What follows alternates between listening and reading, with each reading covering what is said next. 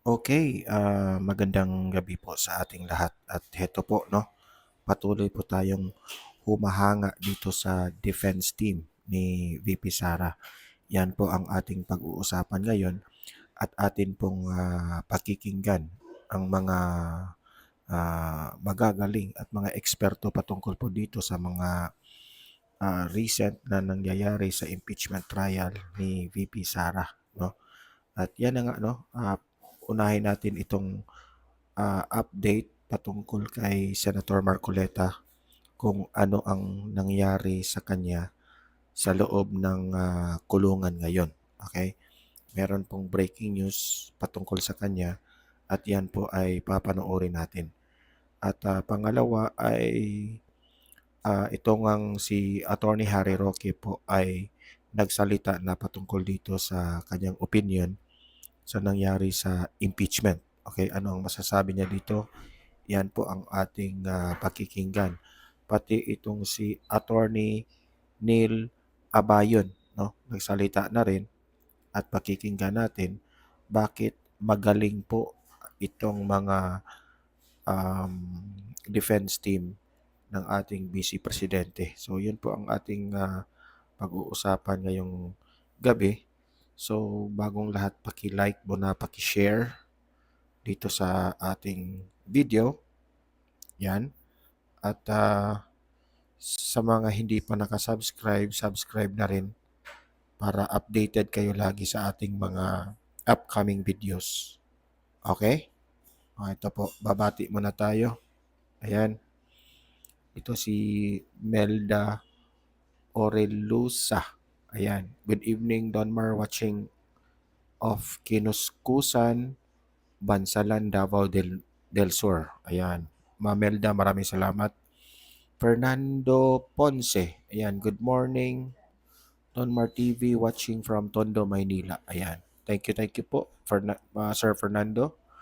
Sigondino Lagumbay.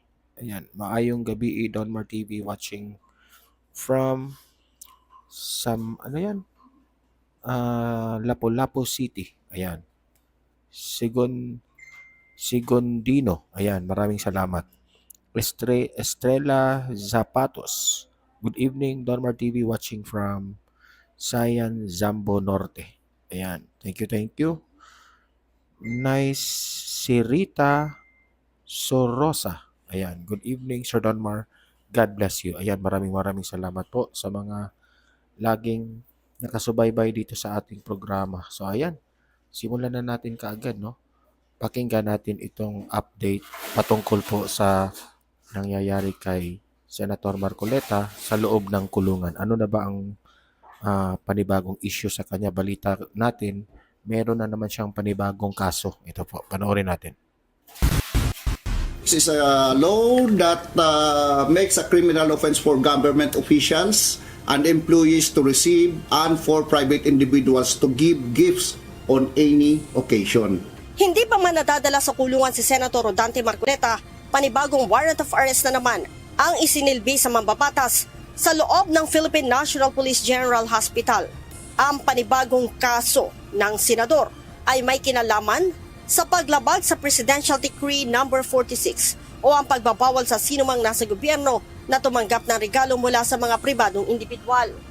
Ito yung pagtanggap, pagbigay sa anumang okasyon, no, sa isang government official and or employee. Ito yung PD 46. Ito yung sinasabi ng 4th Division na nalabag ni na Senator Marcoleta and Michael Defensor. Okay? So yung dalawa po na yun, sir, na-serve na po pareho, pati Yes. po kay Mike. It was already served By the sheriff. by the sheriff ng Sandigan Bayan. Sinabi pa ni Criminal Investigation and Detection Group National Capital Region Chief, Police Colonel John Giagi, na isumite na nila sa Sandigan Bayan kahapon ang hiningi na medical certificate kaugnay sa kondisyon ni Senator Marcoleta. There is a directive for us, no, na actually noong July 6 pa lang nag-return na kami ng warrant. This contains yung this contains yung mga mugshot niya, lahat, fingerprint, yung certificate of detention and so on and so forth. Now, ang kulang lang that time is yung medical certificate or medical condition ni Senator Marcoleta, which we submitted yesterday upon receiving yung directive from Sandigan Bayan. We immediately presented to them yung condition niya at kung sino ba ang nagbabantay. Again, it is the CIDG. Samantala, sa pinakahuling resulta ng laboratory test ni Senator Marcoleta, lumabas na mataas ang bad cholesterol ng mambabatas. Habang hinihintay pa ang resulta ng kanyang 2D echo na magpapakita naman ng kondisyon sa kanyang puso. Patuloy naman aniyang ginagamot ang mild pneumonia ng mambabatas.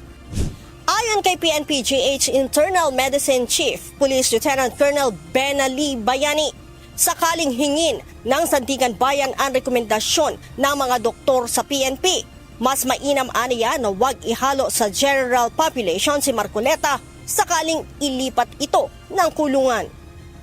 Kung sa estado ni Sir, consider natin yung age niya, syempre mababa na po yung immune system niya kumpara po sa mas bata sa kanya. So mas advice namin na isolate po siya. So yun po. Lalo na ngayon, di ba po merong sa news, merong increasing cases of COVID. So kailangan po nating bantayan. 72 na po si... Kung siya ihalo dun sa karamihan. Yeah, oo, kung sa marami po.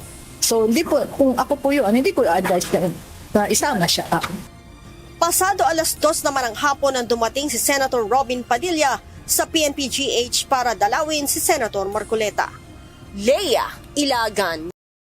So ayan ha, yan po ang pinaka-latest na update po patungkol kay Senator Marcoleta ha.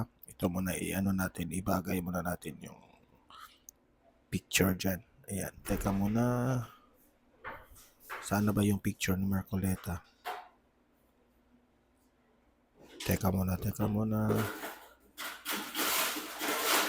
Yan. So, yan ang pinaka-latest update kay Senator Marcoleta. Alam niyo, sa totoo lang, kawawang-kawawa si Senator, no? Ko po'y naaawa sa kanya kasi 72 years old na po, no? Tapos, itong ginagawa ng Bangag administration, talagang hindi talaga maganda dahil po pinagtripan siya, power tripping sila, pinag-initan siya, kinasuhan siya ng walang basihan. Balita ko pa nga sa COMELEC, no? Binasura na ito ng COMELEC, no? Na yung kay Marcoleta ay yon, walang saksong sa COMELEC pa, walang nilabag si Senator Marcoleta. So bakit naman nila kakasuhan ng plunder? Tapos ngayon may pangalawang kaso na naman, no? Talagang pinag-initan si Marcoleta, kaya ako naawa ako Tapos yung kondisyon niya, matanda na, no? Balita ko pa nga sa hospital raw nagkaroon po ng burnout doon. So syempre walang aircon, so kawawa na naman, senador pa naman ito, no? So yun po ang update ni Senator Marcoleta. Ang mensahe na lang natin ay laban lang, Senator. Nasa likod po sa inyo ang taong bayan. At alam naman ng Diyos, alam naman ng taong bayan na ginagawa mo lang yan para sa taong bayan at sa katotohanan. Okay? So stay put ka lang. There will be time of... Ayan. So, yan, naputol, no? Stay put lang, no? At ika nga sabi ni Tatay Digong, there will be time for reckoning. Okay? So, ayan po ang update kay Senator Marcoleta, no? So, punta naman tayo dito. Ito na po yung aking sinasabi sa inyo, ha? Nag-re-react na po itong si Attorney Harry Roque, no? Dito natin malalaman bakit sobrang galing po ang ating mga defense team ng Vice President. Ito po, pakinggan natin ang opinion, reaction ni Attorney Harry Roque. Magandang araw po sa inyong lahat. Nasaan man kayo, magandang umaga, tanghali, gabi.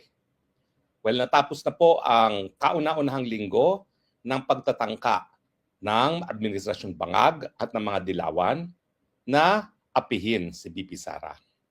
Punahin niyo po ang title ko ay ang pagtatangkang apihin si VP Sara dahil alam naman natin na ating VP Sara hindi po payag na maapi.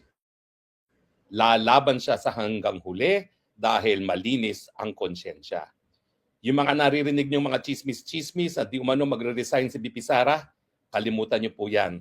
Wishful thinking yan ng mga kalaban dahil alam nila hindi nila mapapatunayan ang mga paratang laban kay VP Sara at kung mapatunayan man, hindi naman impeachable yung kanilang mga mapapatunayan at hindi mapapatanggal si VP Sara sa kanyang posisyon. Pero ninanais nila talaga sirain si VP Sara dahil nakikita nila na bumababa daw sa survey si VP Sara. Pero itong ginagawa nila ngayon, na ini-impeach siya, pilit siya pinapatanggal sa pwesto matapos na ipakulong ang kanyang ama na si Tatay Digong na pinakamamahal na presidente ng Pilipinas sa kasaysayan natin, tingin ko po yan. Yan ang dahilan para lalo pang mapalapit sa taong bayan si VP Sara. Pero pag-usapan po natin, ano nangyari itong linggong ito at ano ang aasahan pa natin matapos itong linggong ito. Well, itong linggong ito, ang pinakaunang tanong ng taong bayan, tama ba na dekorasyon itong Senate President Win Gatchalian at tama ba yung paghahalal kay Chis Escudero bilang presiding officer? Huwag po kayong magkakamali. Gaya ninyo, hanga ako sa naging pagpapatakbo ni Chis Escudero sa proceedings. Siguro nakita nyo kung bakit hindi kaya gawin yan ni Win Gatchalian o kahit na sinong hindi abogado. Totoo po ang posisyon ng senador, hindi requirement ang pagiging abogado. Pero kung ikaw ay maghahangad biglang maging Senate President, dapat alam mo yung saligang batas at yung saligang batas nagsasabi, ikaw ang dapat maging presiding officer sa impeachment trial kung ang pinapa-impeach ay ibang opisyales bukod sa presidente. At kung wala kang ganyang kakayahan, wala kang karapatan na maghangad maging Senate President. Kasi di ba, kung gusto mo yung titulo, dapat kaya mo yung responsibilidad. Nakita naman natin na si Win Gatchalian, perfect sa role niya ngayon bilang flower base. At salamat, nagustuhan niyo yung flower base ko na Win Gatchalian. Mahigit 8 million na po Kaya nga, ang kawawa nakita si niyan at Win nakagusto. Gatchalian. Hindi po pwede na ikay maghahangad na maging Senate President at maging flower base. Pero siyempre, nakarating na sa hukuman, sa kataas-taasang hukuman, ang legalidad ng pagkakatalaga kay Chis Escudero bilang presiding officer. Dalawa po yung issue dyan. Unang-una, legal ba yung pagbabago ng rules of the Senate na inapruban noong June 3 nung walang quorum at sila ay nagsabi na po pwedeng maghalal ng iba pang presiding officer bukod sa Senate President para mag-preside sa impeachment trial ni VP Sara. Ang issue po dito, meron bang quorum nung panahon ng June 3 na 12 lang ang mga senador na pumasok at bumoto para baguhin ang kanilang rules? Siyempre po, ating paninindigan ay malinaw. Ang lengguwahe ng saligang batas ay malinaw. Kinakailangan majority of all members of each house shall comprise a quorum. At yan po 13 sa Senado dahil 24 ang lahat ng miyembro at ang mayorya ay 12 plus 1. At dahil wala ngang 13 na bumoto ng mga panahon na yon, walang bisa yung kanilang pag-amenda sa Senate rules na po pwede na magtalaga ng iba pang presiding officer bukod sa Senate President. Dahil hanga naman tayo lahat sa naging performance so far itong linggo nito kay Chis Escudero. Patas siya at alam niyang batas, alam niyang rules of evidence, napakagaling na kanyang mga rulings. Unquestionable ang mastery niya ng rules of evidence at ng rules of court at ng rules of the Senate. Dapat siguro ang gawin nila, ihalal na nila si Chis Escudero bilang isang Senate President nang wala ng issue. Dahil habang hindi nila hinahalal si Chis Escudero bilang Senate President, natural, meron nakabinbin na issue na tama ba na siya nagpe-preside dyan. Ang pangalawang issue siyempre is, pwede ba na magkaroon nga ng hiwalay na presiding officer? Ang tingin ko hindi po kasi nga binasa na ni Senator Alan Cayetano at ni Senator Pia Cayetano kung ano yung sinabi ng Constitutional Commissioners na siyang nagbuo nitong 1987 Constitution. Ang sabi nila, hindi na in-specify sa lingwahe ng ating saligang batas na ang Senate President ang presiding officer sa lahat ng impeachment bukod sa impeachment ng presidente dahil kapag ang presidente ini-impeach, gaya na nangyari kay Erap, dalawang uupo sa Ross Room, si Chief Justice at saka si Senate President. At nangyari na nga po sa atin yan, no? Nung panahon na umupo si Aquilino Pimentel at saka si Chief Justice Davide sa Ross Room nung in-impeach si President Estrada. So malinaw sa akin na yung nangyayari ngayon, dalawa sila nakaupo sa Ross Room, yan po ay labag sa ating saligang batas. At bagamat sasabihin natin na siguro hindi naman makaka-apekto to doon sa paghahain ng mga ebidensya ng prosecution at this stage, ang katunayan po, tama si Senator Alan Peter Cayetano, there is such a thing as procedural due process. Hindi po pwede kasi na ang Senado ay mag-amenda ng saligang batas. Ang po pwede lang nila amendahin ang kanilang sariling rules, pero kinakailangan may quorum, at ang pwede lang nila amendahin ay mga batas, pero kinakailangan katigan ng Kamara de Representante dahil ang ating Kongreso ay binubuo ng dalawang kapulungan. Yan po ang unang-unang nangyari sa ating Senado. Ang pangalawa na tingin ko pinaka-importante, yung napakasamang tinangkang gawin ni Risa Hontiveros. Siya po'y nagtanong dahil wala naman tinutumbok yung mga pagtatanong ng prosecution dito sa abogado na di umano ay senior agent ng NBI tungkol dun sa video ni BP Sara na di umano ay krimen ng grave threat at saka ng incitement to sedition. Mabuti po, unang linggo pa lang, lininaw na ng buong Senado, hindi lang si Alan Peter Cayetano, hindi lang si Pia Cayetano, na yung ginawa ni Risa Hontiveros ay mali. Kinakailangan igalang ang proseso. Ito ay political and legal. Pero hindi po pwede na babaliwalain mo yung legal aspect ng proseso. Hindi po pwede na ito'y isang trial and yet ang gusto mo magtestigo ay ang abogado na ang puro sasabihin na ay conclusion of law. Kinakailangan patunayan ang mga grounds for impeachment sa pamamagitan ng facts. Ano talaga nangyari? At bakit yung mga gawain ng isang impeachable officer gaya ni Day Sara Duterte ay dapat maging dahilan para siya tanggalin sa pwesto. Hindi po pwede na kwentong kutsero galing sa bibig lang ng abogado. Pero ako sigurado po ako, hindi inosente yung tanong na yan. Kasi si Hontiveros naman, basa lang ng basa yan. Wala yung sariling pag-iisip. So, yan po tingin ko ay kuntsabahan pa. Dahil kita niyo yung sagot ng abogado, handang-handa siya sumagot sa kanyang lecture kung bakit yung ginawa ni BP Sara ay impeachable. Ang punto po dyan, at mabuti na lang, ang presiding officer na si Chis Escudero, si Alan Peter Cayetano at si Pia Cayetano ay tumayo, yan po ay konklusyon na dapat mga huwes lamang ang magdesisyon. Hindi pa nga po natatanggap ang ebidensya ng prosekusyon. Yung ebidensya ng testimonya ng NBI agent at nung video. At puntahan natin yan yung 3 punto. Ano ba napruwebahan nila dito sa testimonya ng senior agent? Ang napruwebahan lang po nila ay siya'y senior agent, siya'y empleyado ng NBI, siya'y tinalaga para imbestigahan itong video na di umano ay krimen na grave threat at incitement to sedition.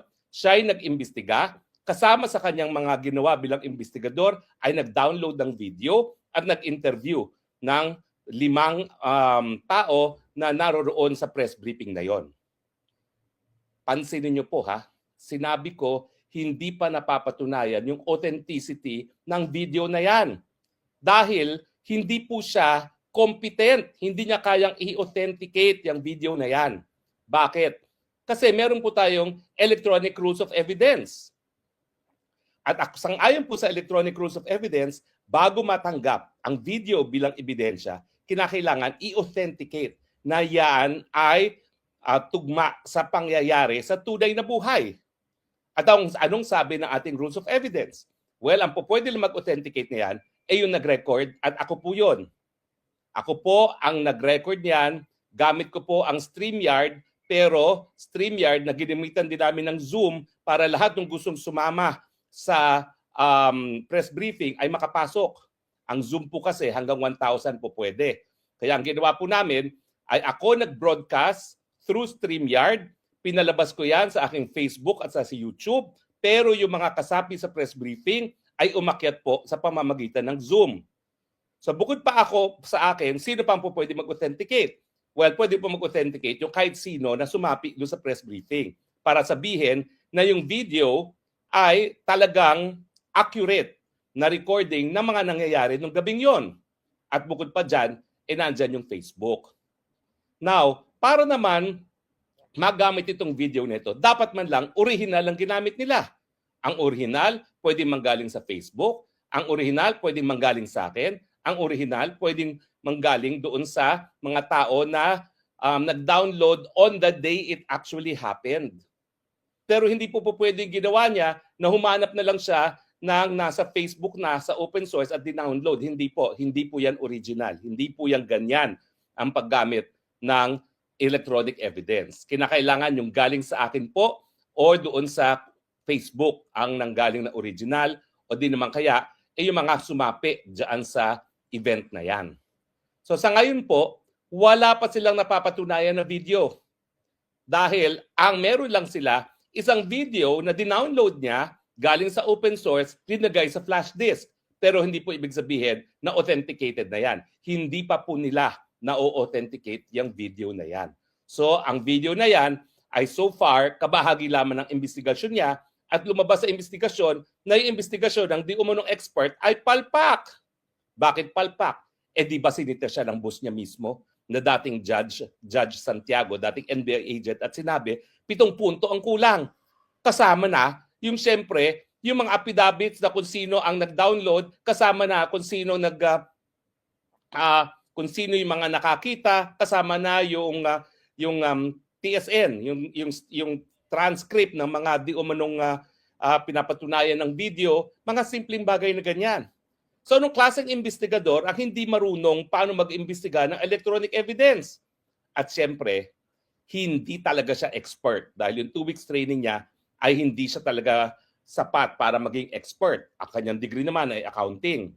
Sabi nga ni Maharlika, yung pulboronic video ay talaga inauthenticate ng talaga merong university degree tungkol dito sa mga video-video na yan.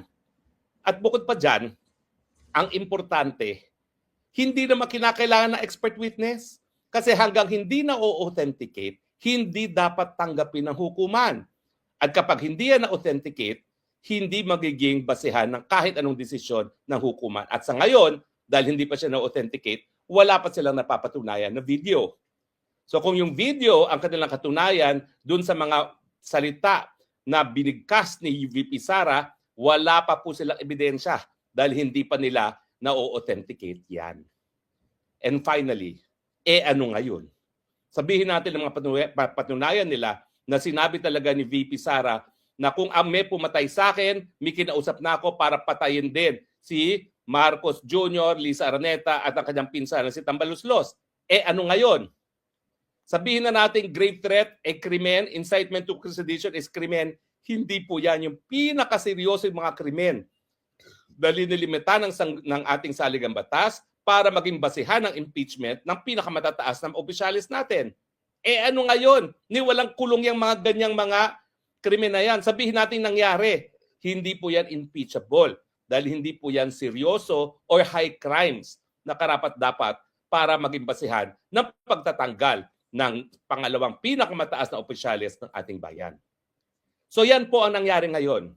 Bokya pa rin ang prosecution bukod sa napatunayan nila na meron nag-imbestiga ng video na yan, pero yung video na yan hindi pa po pwedeng tanggapin dahil hindi pa authenticated. So bali wala. Ano ngayon kung nag-imbestiga siya? Di ba? At kung mapapatunayan man yung linalaman ng video, ano ngayon? Hindi naman yan high crimes, hindi yan seryosong krimen na dahilan para magkaroon ng impeachment. Pero sa nakita natin sa nakalipas na 3 araw, ano ang ating aasahan? Una-una, napakatagal po nito. Sabi ng prosecution, 66 witness. Sabi ng depensa, 30 witness. 3 araw, iisa pa lang. Aabot po ito siguro hanggang 3rd quarter ng 2027. hindi po yan matatapos overnight. At talagang ang intensyon nila para ilihis ang atensyon ng taong bayan dun sa mga issue na walang kasagutan ng administrasyon gaya ng flood control scam. Napansin nyo, lahat tayo nakatutok ngayon sa impeachment. Wala nang pumapansin sa flood control scam. Baka makalimutan, nakakulong na rin si Senator Marcoleta. Dahil nga, ayaw niyang pumayag na supilin yung investigasyon nang lumabas kung tama ba ang sinasabi ni Zaldico na ang Marcos Jr. ang siyang mastermind ng flood control scam. Lahat ng kabalbalan ng administrasyon, pati na yung bagong budget for 2027 na tatalakayin na soon, mababaon na naman sa limot. Itong 2027 budget, ito ay para sa budget ng 2028 na kukuha ng panggasto sa mga kandidato sa Kongreso at sa Senado. Ibig sabihin, marami na namang kababalaghan dyan. At dahil meron tayong impeachment, malilihis ang ating atensyon. Kaya nga ako, pinapangako ko sa inyo dito sa Spokes Hour, babalikan at babalikan natin ang issue ng flood control scam at saka mga kababalaghan ng budget dahil hindi po pwedeng malihis ang atensyon natin dyan. Bagamat yan ay ang intensyon nila. Pangalawa, kita nyo kalokohan ng ginawa ng mga dilawan at mga bangag? Kada araw na hearing, 25 million. Aabot siguro, hindi ako nagbibiro, ng at least 500 billion ang gastos para dito sa impeachment ito dahil nga more than 90 ang magiging testigo dyan. At sabihin na natin na bibilis ang proseso at isang araw pa pwede magkaroon ng 2 witness, 180 days pa rin yan. 25 million times 180 days, di ba bilyones din yan? Inaksaya. Imbis na gumawa ng pulisiya para magkaroon ng kasagutan sa problema ng taong bayan na siya talagang trabaho ng mga mambabatas, wala tayong solusyon sa patuloy na pagtaas ng presyo ng bilihin. Wala tayong solusyon sa kakulangan ng trabaho. Wala tayong solusyon sa kababaan ng sweldo. Wala tayong solusyon para sa kagutuman at instead, ginugugol natin ang pondo ng bayan para sirain ang kalaban ng mga Marcoses sa 2028. Magaling ang bagong Pilipinas. Papayag ba kayo? Kaya nga ako sinasabi ko, tama na, sobra na taong bayan. Nung minsan, pinatalsik natin ang ama ng bangag at tayo ay pinuri sa buong daigdig dahil ginawa natin yan sa isang mapayapang mga pamamaraan. Bakit hindi natin ulitin yon? Hindi krimen yan. In fact, si Cory Aquino na hindi naman diniklara ng COMELEC na nanalo, ang sabi ng Korte Suprema, pag taong bayan na nagtalaga, maski walang COMELEC proclamation, yan ay sang-ayon sa saligang batas dahil lahat ng kapangyarihan nagmumula sa mga mamamayan. Papayag pa ba tayo na 180 days na puro kalokohan? Lahat naman yung mga paratang nila kay BP Sara, sabihin na natin, mapurebahan nila, hindi po yan seryoso para maging dahilan ng impeachment. Hindi po yan mga high crimes. Kasi yung graft and corruption nila, malinaw naman po. Napakaliit nung sinasabi nila na kurakot compared doon sa halaga ng paglilitis. Di ba? Kalokohan. Talagang ang kanilang intensyon, sirain si Inday Sara at alam naman natin na habang nakakulong si Tatay Digo at habang siya inaapi, lalo lang napamamahal si Inday Sara Duterte. Bakit hindi natapusin yan? Kung ayaw nilang tapusin, tapusin ng taong bayan.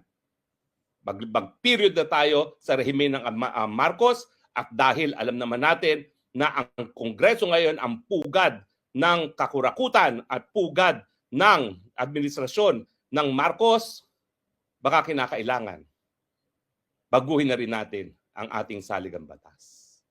Dahil this time around, kinakailangan mapanagot ang mga Marcoses. Dahil pag hindi, baka maulit na naman ang kasaysayan gaya ng nangyayari ngayon.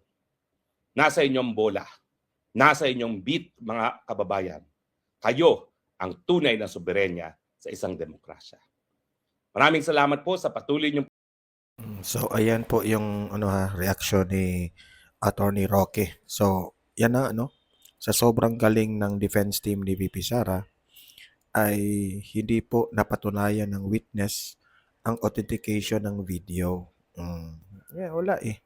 Walang sapat na explanation siya, na makapagpatunay na yung video na yun, may karapatan siyang, imbestigahan, Tapos, sabi ni Attorney Harry Roque ay instead na itong bansa natin ay tututok sa mga panibagong budget this coming 2027, 2028, hindi na po napagtuunan ng pansin dahil nakatutok na po tayo dito sa impeachment trial ni VP Sara. So yan ang pinaka malaking reality na nangyari ngayon sa bansa natin. Puros pamumulitika ang ginagawa ng administrasyong ito para kalimutan ang pinakamalaking nakaw sa kasaysayan ng bansang ito, flood control scandal. Ito naman ngayon, panoorin natin at pakinggan natin si Attorney Neil Abayon, ang kanyang assessment, ano ang totoong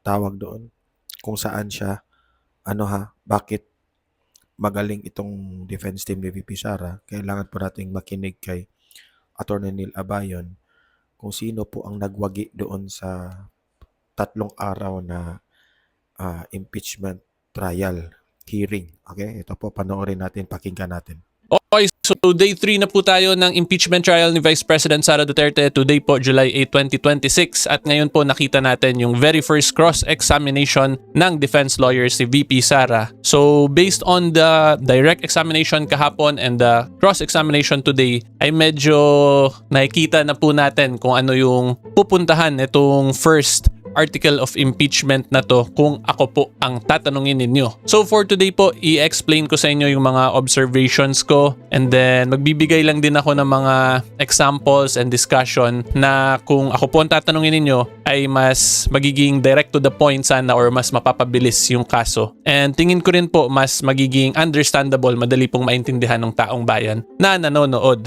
And aside from that po, magbibigay na lang din ako ng personal opinion ko po kung sino tingin ko yung lamang so far based on the direct examination and cross-examination. Okay, so good day po to all of you, my fellow taong bayan, mga Kasimor, at yan po ang video natin for today. Okay, so for the facts of our case po, again, this is the very first cross-examination po ng defense ni VP Sara Duterte. And yung mga tinutukan talaga ng cross-examination dito is mainly yung competency, yung kakayanan, kung may kakayanan ba talaga mag-testify itong si NBI agent as to certain mga bagay-bagay na dinidiscuss niya dun sa testimony niya or sa judicial affidavit niya. And then yung isa pong tinutukan din dito ng defense is yung wala talagang personal knowledge or direct involvement or direct knowledge ito si NBI agent na may hinire po talagang assassin si VP Sara para dun sa alleged papaya plan niya.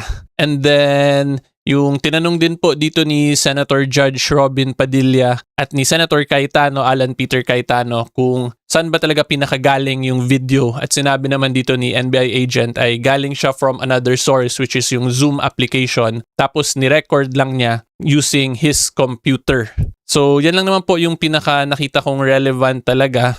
Aside from that po, i-discuss ko na lang din briefly kung ano ba talaga yung cross-examination para maintindihan ninyo. So, in the examination of witness kasi meron po yung 4 stages which is yung direct examination, cross-examination, redirect examination, tapos re-cross-examination. So, yung direct examination po, yun yung pinakaunang question and answer sa witness. Tapos ginagawa po yun nung party kung sino yung magpe-present ng witness. So, ito si witness na NBI agent, ang nag-present po sa kanya is the prosecution. So, yung prosecution po, ginawa nun direct examination, yung initial. Tapos yung isa lang ding interesting i-take note ninyo dito, sa direct examination po kasi bawal yung leading question, yung ikaw magli-lead to a certain answer sa witness. So hindi pwede yung sasabihin mo lang na, did you do this? Correct? So magiging yes or no yung question, di ba? So bawal po yun. Dapat yung witness lang yung mag-explain talaga ng sagot based on his personal knowledge sa direct examination. Whereas yung kinaibahan po sa cross-examination, pwede ka na po mag-leading question. So kung may gusto kang ipasagot na yes or no sa witness, pwede po yun. And as a matter of fact, ginawa yun actually dito ng defense lawyer ni VP Sara. Tapos inobjectan nga yun dito nung prosecution lawyer Pero ang ruling ni Presiding Officer Escudero ay pwede naman sumagot yung witness depending on sa manner na gusto niya sagutin, provided it directly answers yung question being asked by the lawyer. So yan po, and then after ng cross-examination, merong parang basically round 2 yung redirect. Uulit po ngayon yung lawyer na nag-present sa witness na yun, redirect. At yung purpose naman ng redirect ay para kung let's say may mga statements na sinabi yung witness dun sa cross-examination na hindi pabor sa kanila,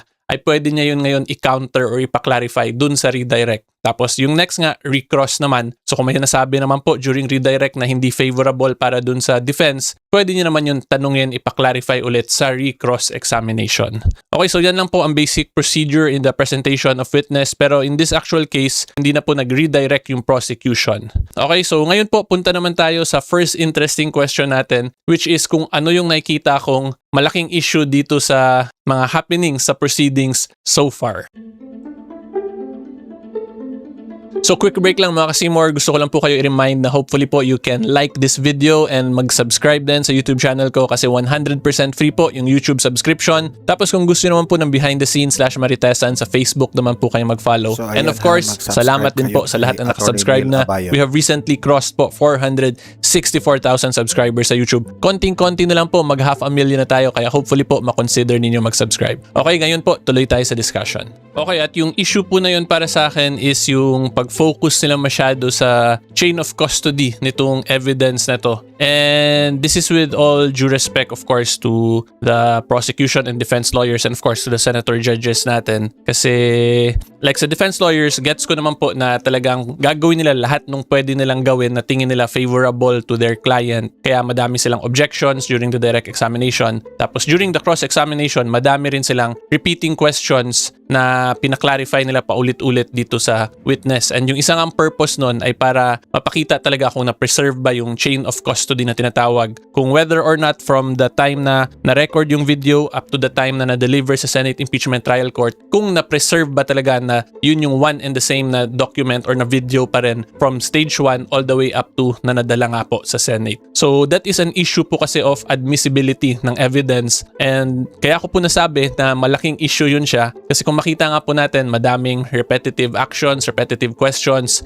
or in simple terms, kumain po talaga siya ng oras ng Senate Impeachment Trial Court. And kung titingnan po kasi natin sa Senate rules, may very unique rule po yung Senate Impeachment Trial Court niyan. And that is because of the sui generis function po ng Senate Impeachment Trial Court. So ipakita ko lang din po sa inyo yung Senate or yung impeachment rules para maintindihan po ninyo yung point ko. So ito po, we're back in the rules of the Senate. Then pupunta lang tayo sa impeachment rules. Yan. Kita nyo naman po, di ba? Resolution number 39, resolution adopting the rules of procedure in impeachment trial. And then yung relevant provision po natin is this one, itong nasa number 6. So i-zoom in ko lang po. So dito po makikita natin ang nakalagay, the President of the Senate or the Chief Justice when presiding on the trial may rule on all questions of evidence including but not limited to questions of materiality, relevancy, competency, or admissibility. So ito po yung issue natin, di ba? Competency or admissibility of evidence and incidental questions, which rulings shall stand as a judgment of the Senate unless a member of the Senate shall ask that a formal vote be taken thereon.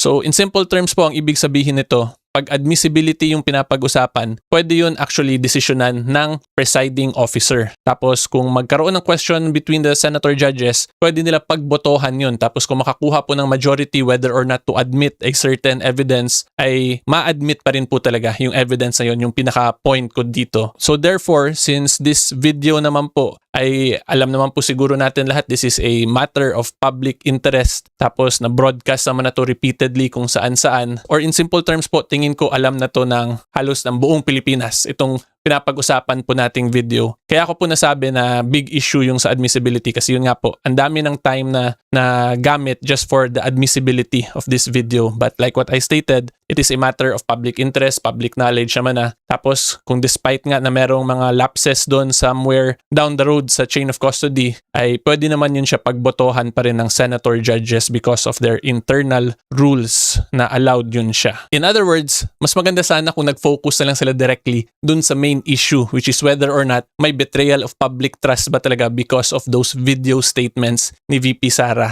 'Di ba? Para sana mas mabilis at mas madali nating maintindihan lahat kasi yun yun nga po, pag admissibility, madali yun na masolve po ng Senate Impeachment Trial Court being a sui generis constitutional proceeding. Okay, so ngayon with that said, magbigay po ako ng examples na tingin ko mas madali sanang maintindihan ng taong bayan kung whether or not may betrayal of public trust ba talaga yung ginawa ni VP Sara Duterte.